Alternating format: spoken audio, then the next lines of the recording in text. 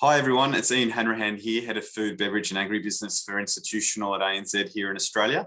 And what I wanted to talk to you today about was three trends I'm looking at for the FB&A sector in 2022.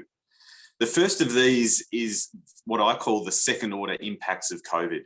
So as the world progressively opens up and as hopefully, touch wood, we see lockdowns and hospitality shutdowns as a thing of the past, we find the industry is still grappling with the impacts of COVID that are coming through the chain. And by this, I mean things like logistics. So we've all read the stories about container shortages. We understand it's difficult to staff some of the ports around the world. But the fact that this is happening at the time where Australia has a large exportable surplus across most of its commodities due to good seasonal conditions means there's extra challenges ahead for our exporting customers. Another issue is labour. Many of our customers are telling us that labour is at the very top of their risk issues for the year ahead. And it really actually doesn't matter much whether it's a fruit picker or whether it's an accountant. The issues are the same.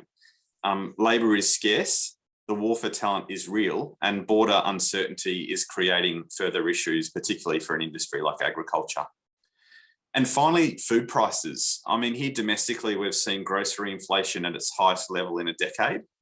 Globally, increased commodity prices mean a lot of governments are starting to take action to try and reduce food prices, given it's such a politically sensitive issue. And you can expect these kind of factors to continue playing out during the course of the next 12 months. So the second topic I wanted to touch on was the continued inflow of capital into the food, bev and ag sector. So the surge in M&A activity in 2021 is not something I see ending. And in fact, if you throw on the focus of food security in a post-pandemic world, it will arguably continue for quite a long time yet. So in 2022, look out for pension funds, offshore funds, family offices, all being active participants in the space. They're obviously already here in Australia, but I expect their influence over the sector to only increase. And as our domestic superannuation industry continues to grow and to consolidate, expect them to play more of a role as well.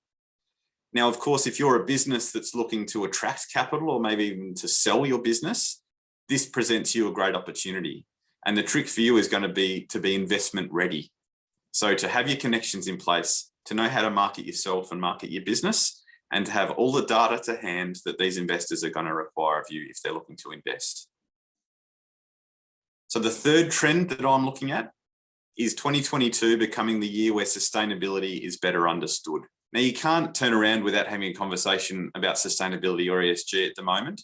And right through the food supply chain, participants are rightly focused on it as a huge issue. But what I see in 2022 is it could be the year sustainability goes from being theoretical to practical for many in the food, bev and ag industry. And what do I mean by this? I mean, look for primary producers to rapidly educate themselves on carbon farming projects and how they can develop carbon units for sale.